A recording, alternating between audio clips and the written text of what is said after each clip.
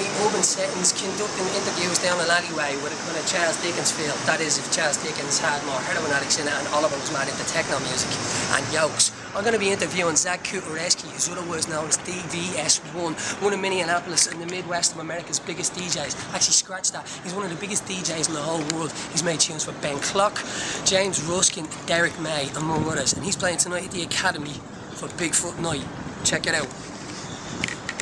What's the crack, man? How you getting on? Good. I'm good. I'm good. So, Zach, you're playing here tonight in the Academy. You're in Belfast tomorrow night. Yeah. Just want to chat a little bit about the kind of music that you do and a bit about your background. So you're from Minneapolis, in the Midwest. Minneapolis, yeah. What's the scene like over there? I mean, really, it's definitely more of an underground scene than an above ground scene, because unfortunately our clubs and our culture shuts down at an early time. So even like it's not like East Coast, West Coast. No, I mean New York is the one city that can stay open late. Chicago's a little bit later. Even the West Coast, LA, and everybody shuts down at 2 a.m. Really?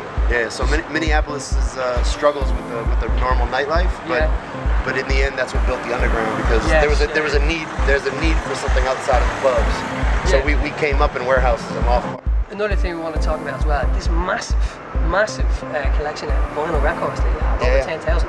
Yeah, I mean, I've been buying records since about the same time, since the mid-90s, and I'm an addict. I mean, even today when I got here, first thing we did was I happened to ask where the record store was and went in and bought a couple records right away. So all these things aren't hanging out in your mom's basement around like that. These are all in some big, huge kind of... I mean, my house and my apartments everywhere I've lived have always been taken over by wax, and now I moved everything into a studio outside of my house, and I mean, it's wall to wall and floor to ceiling, you know, but it's good.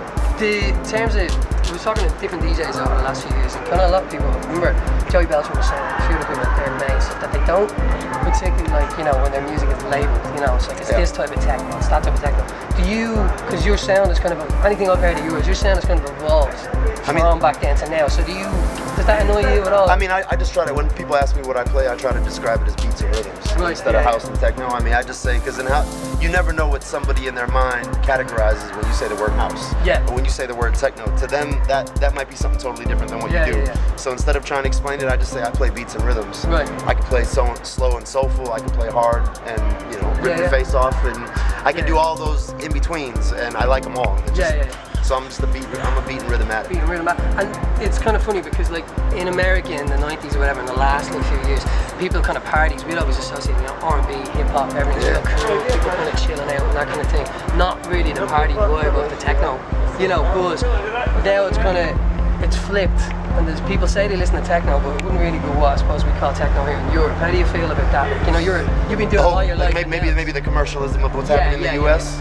I mean, that's definitely, it's interesting, because I was trying to explain to somebody that, like, 10 years ago, for the last 10 years, people could kind of have one foot in and one foot out of the underground scene. They could kind of say, yeah, I support house and techno, but they were on both sides of the fence. And now the more and more commercial it gets, I really think that they need to choose their side, and they need to say, I'm here or I'm there, because really that line is getting blurred. That blurry line has to disappear now. I mean, there's DJs who I would have considered commercial in the underground sense, who are now not commercial enough. I know, Like Mark Farina, Dennis Ferrer, they recently got kicked off turntables and DJ booths in the States, in Vegas and in Miami.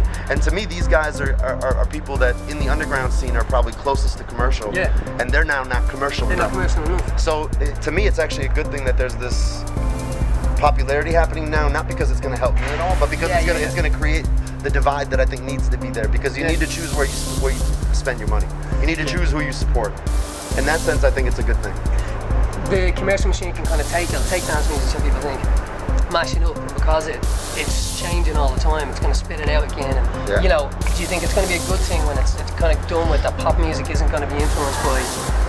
I mean, unfortunately, I mean, like look at like commercial rap music now. Not hip hop, but rap. Rap is now like dance music with vocals. I mean, it's not even rap anymore. It's just like club music. That's all it is. So, I mean, the thing is all of us who have been doing this music for years and have dedicated ourselves, when the hype dies down, we're still going to be here doing what we do. So, I mean, the reality is hopefully it turns on 2 or 3% of this mass population onto something a little bit better when they discover that what they're listening to really isn't that great.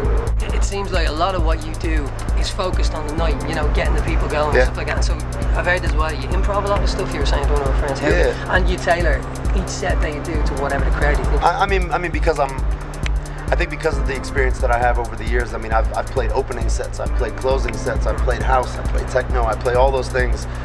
It's not in my blood to just be a one-track pony, you know. So I show up and I look around and I feel the vibe out. And to me, it's also important like what the guy before me is playing and where the crowd's at. And I would like to think that I'm capable of handling any situation you throw me in. Yeah. And yeah, this is your first time playing Dublin? First time playing Dublin. You have a photo? Yeah, absolutely. You played Belfast before? Played Belfast randomly, like 12 years ago out of for no reason. Yeah. 12 years? Oh, was that like? Well, it must have been crazy. It was amazing. Yeah, I played at this little spot, a little night called Evolution. Oh yeah. And it was great. Yeah, and you were saying, yeah, that's messy. So you're hoping Dublin's going to be something like that tonight? Yeah, absolutely. It definitely will. Listen, thank you, man. Absolutely. Cheers. It's a pleasure. All Thank right. you.